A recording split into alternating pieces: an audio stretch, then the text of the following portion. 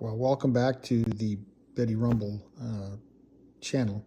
It's been a long time since I've had an opportunity to shoot a video, or at least anything that was worth talking about. And today I just wanted to talk about speedometer rebuild. So this is the speedometer out of Betty's dashboard.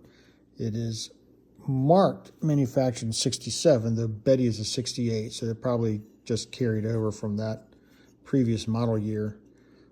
This is the type of speedometer, has the integrated fuel gauge, and I rebuilt it or cleaned it up mainly because all of these colored gels that you can see here were completely shot. They're cracked, clean through, and falling apart, and I couldn't see turn signals very well. It was just a bulb that I could see in there, so I opted to take it apart.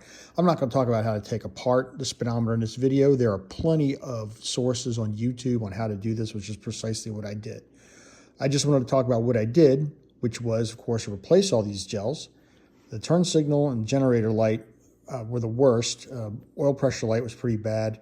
High beam light was okay, and there's other associated gels for red and green that are not on my car. I have no idea what they go to.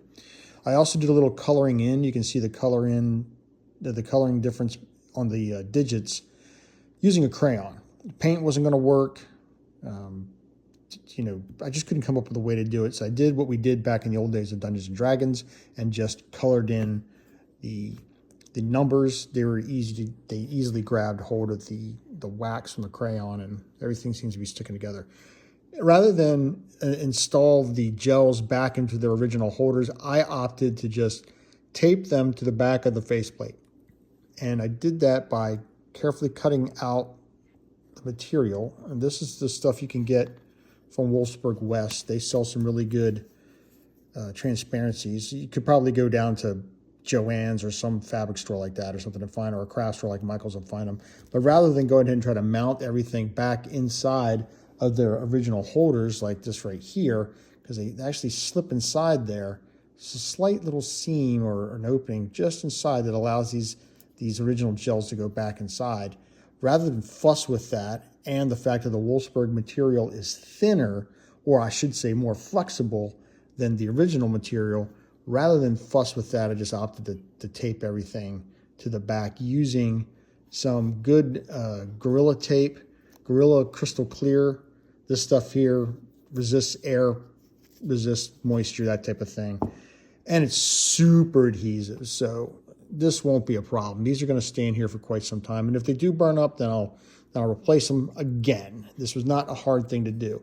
I also took the time, this video is going to run a little bit long, I took the time to reset my mileage. I'm in the process of counting miles from a post 500 mile break-in oil change. I'm up to 1,200 miles, and I'm going to, at 1,500 miles, I'm going to send my oil off for analysis from one of the companies that I've found online that does that work, so I can find out what's going on inside the engine. Otherwise, the speedometer is pretty easy to take apart and put together. Like I said, there's plenty of sources out there that can cover this. It's a snap. So if you're thinking that you need work on your speedometer, the digits are not reading very well, the paint's falling off, the gels are shot or whatever, then by all means, look at some of those sources. And one other thing I wanted to add was before I go here, is I found these online. These are LED bulbs. So I plan on replacing the stock incandescent bulbs, particularly the ones that will do dial illumination, and the turn signal light, I think, are the three that I'm going to replace. Rather than go with the incandescent bulbs, I decided to go with these. These will throw a lot more light, they'll operate a little bit cooler, and I thought it would be a nice upgrade. I do not get good illumination anyway compared to my other dash gauges. They tend to drown out what the speedometer or the speedometer's illumination. So rather than deal with that any longer, I opted to just go with these LEDs. I want to give them a whack. They're available on Amazon, about $9 for 4 of them. All right, so that's 4 minutes, running a little long, but hey, it's been a while since I've done a video. Thanks for tuning in. Check you again here sometime soon.